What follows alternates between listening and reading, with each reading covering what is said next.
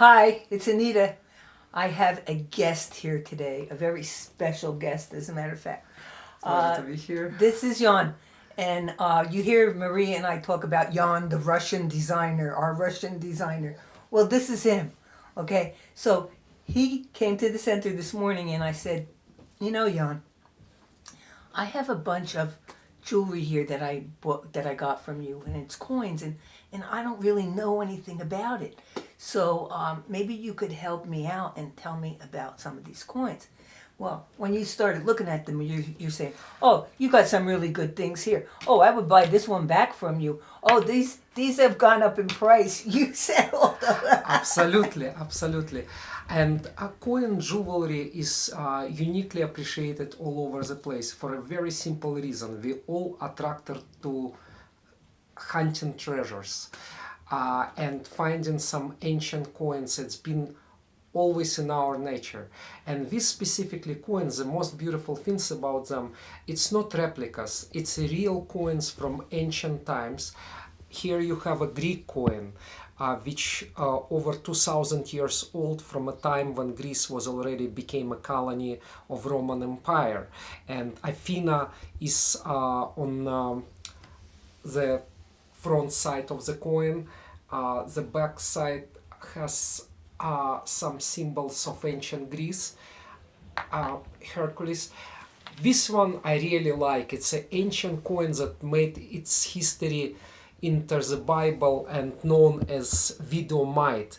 The coin which was the smallest denomination in Israel 2000 years ago when Jesus was walking around, and the history of depicted this particular coin in the story of Videomite, who gave Jesus contribution, and Jesus said to other people who were bringing him gifts, "Don't laugh, that's the most anybody gave to me." The history is that story known by people who knows the Bible, who doesn't. It's a beautiful story. And the thing is that, again, this coin is 2000 years old. You find them and you always wonder what's the story of these things, like how they make their way through the history, and they all very different. Here's we have a Roman coin. That's a typical coin that was minted 1800 years ago in the 2nd and 3rd century. And also, like, it was a small denomination, but how many hands it exchanged, the history of that, where did it end up? And eventually we just found it through, we bought from traders in Europe and put it into jewelry. A simple silver setting, but something to wonder about and read the history of that. And these are all in silver. It's all set in sterling silver. Right. Coin like that is known for a last 1100 years. That's from Byzantine Empire, something that flourished after Roman Empire split into two, and it was minted for 600 years till the empire was taken over by Ottoman Empire. This beautiful coin that also known to many collectors, that's Tanka, Tibetan coin that the last time was minted in 1945 or right 1948, right before China took over Tibet, and they stopped minting that. It looks very Tibet, right? A lot of people that came from that area, they like to have this type of coin for a good luck, and it's something that's supposed to bring you harmony and prosperity and health.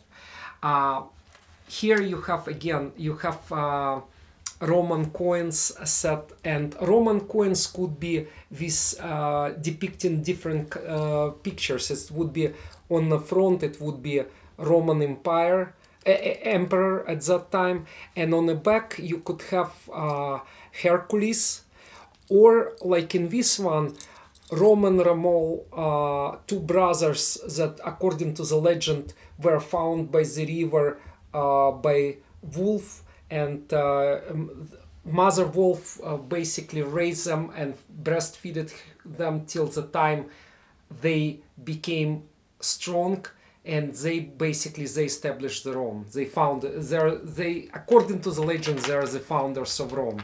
One of the other beautiful coins that I really like in this collection is Kaim coin. It comes from, according to the legend, Kaim coin. It has like half horse on one side and flower on the back. That's a Greek coin, and according to Greek legend, it was coming from a town of Kaim where Amazon women were living, and they established several cities in ancient Greece. Many of the coins, the reason they would have one picture or another on its front, that would be according to local traditions or stories behind. So it's something now we like to collect and see what exactly the life of that particular region was look like, or what the stories they believed. It gives them it's not just a jewelry, it's a story that we getting with each piece of this jewelry. And again, I just want to emphasize one thing. These coins, if taken to the specialist, to museums, they would be confirmed that that's authentic coins. It's not replicas of that. And the last piece over here that also brings my attention. This is an arrowhead from 2000 years ago, found on one of the battlefield. It was buried with some treasures also. What exactly? What was? Where did it fly, and what's happened? Something to wonder. A beautiful pendant. What about this one? It looks like a hand. The hand is an ancient Israeli Hamza. It would be called. It's a protective hand. And it has also on the top of that an eye, as a protection from evil eye.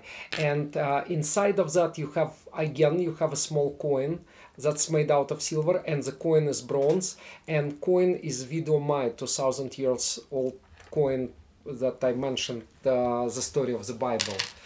So you do have many more, by the way, in the store that comes from a similar region, but as a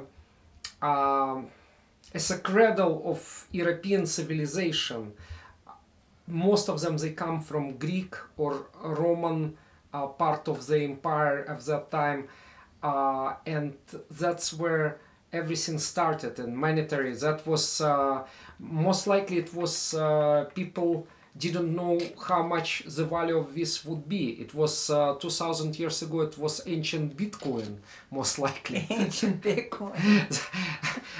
Because basically a lot of times it would be minted right on a walk. A Roman Empire would walk into Syria or some other places trying to conquer, or Germany, they were going and fighting the barbarians over there, and they needed the money to pay the army.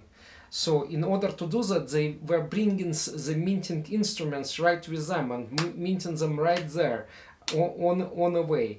I guess at that time also they wouldn't know what exactly would be the value of that. It would be just determined at the time it was minted. Wow.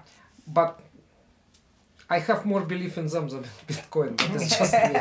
You have more belief in this than Bitcoin. Let me ask you this, because when you were looking at the prices and you were saying, oh, these have gone up in price. How much? Oh, how much do you think this has gone up? Because we haven't raised any of the prices. We still have. Well, it's I would be happy to take most of that off your hands, because just most of these prices, it was from a time, luckily enough, it was staying in the back, buried in the back of the store for a few years, because in the last few years, again, it cannot be minted again. That's a real find. It's something that sometimes you would find in museums. You cannot mint them again. It comes from that period. And it's more and more scarce to find them in Europe or anywhere these coins are not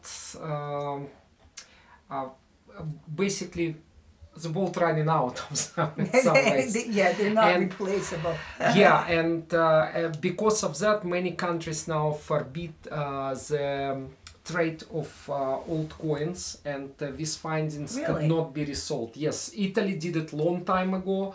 For a long time, you could get it, and still, I think, from Bulgaria and a couple other countries. But you have to be also Greece. You cannot buy ancient coins and take it out of the country. Might be you could buy on the local market and just keep it there, but by law you cannot take it out. It's antiquities. It's real antiquities. Wow. Wow. So whatever at this point, first of all, these prices are below wholesale level, and second of all, it's not even this inflation and everything what's happening. It's nothing could determine what is the real price of this thing should be Right. at this point. Right. So whoever gets it, it's a lucky buy. Okay. So, if you have any interest in any of these historical antiquities, right? Yeah. We'd be glad to. Well, I don't know how we're going to do this. We're going to have to. You're going to have to let me know which one is which. Like, this one's Greek and this one's that. Absolutely. Right, Yep. right.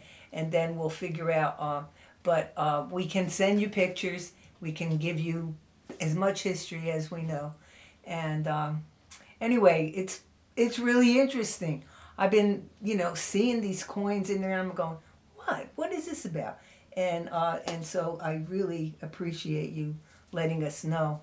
I mean, besides being attractive, I know I gave Robert one for a gift at one point.